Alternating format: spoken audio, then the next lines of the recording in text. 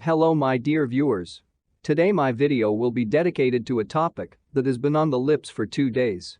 This video is about what plans Poland has in relation to Ukraine. Not only, by the way, Poland. I would also add Hungary and Romania, because everything goes to the point that sooner or later the Ukrainian armed forces will be defeated and, as a result, these 3 countries will have an excellent opportunity to solve their territorial problems. Rather, to satisfy their territorial claims to Ukraine. First of all, this concerns Poland because it is Poland that claims a significant part of Ukrainian lands. And here I would like to dispel the illusions of those Ukrainians who believe that Poland is their sincere friend. In fact, that sooner or later Poland will return to the issue of Eastern Kresy. I also spoke on the pages of my Lviv journal back in 2015. Let me explain. For the Poles now there is an ideal situation. By destroying the Ukrainian state, they can solve their main problems. They don't have what they have in Ukraine. They have no illusions. They have a constant interest. And any president of Poland who solves the problem of Eastern Kresy will be a national hero. And any president who misses the Eastern Kresy at a convenient moment will be contemptible. And it is unlikely that he will retain power with all the ensuing consequences. For this reason, it is clear how it all ends. And it all had to end with a war. Taking into account the hysteria that has been whipped up in Ukraine for 8 years, Poland gradually and systematically prepared for annexation.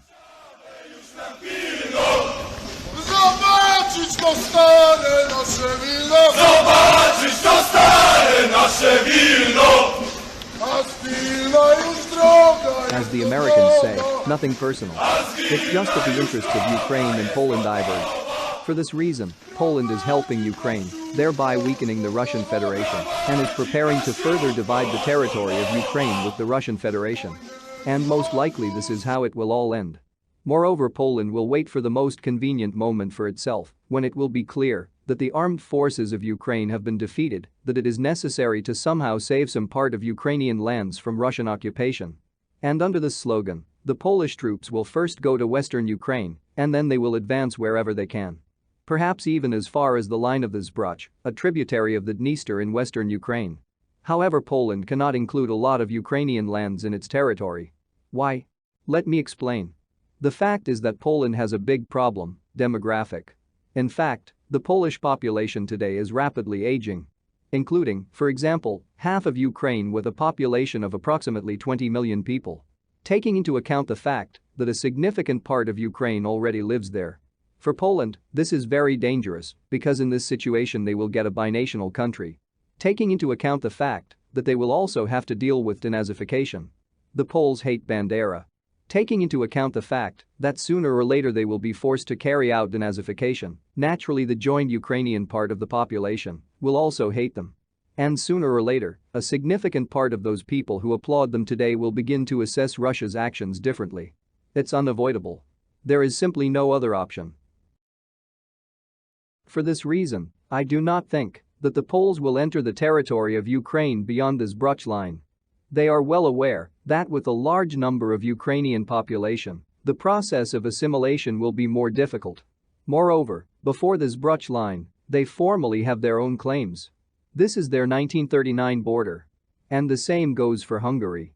They look at Transcarpathia with appetite. The same goes for Romania. They look at Bukovina with the same appetite, and a significant part of the population there already now have a Romanian passport. And Romania is also trying to solve the problem of Moldova. Taking into account the fact that right now a convenient situation is developing to annex Moldova to its territory, albeit without Pridnestrovie, but at least some part. Ukrainian patriots can applaud their Western partners as much as they like today.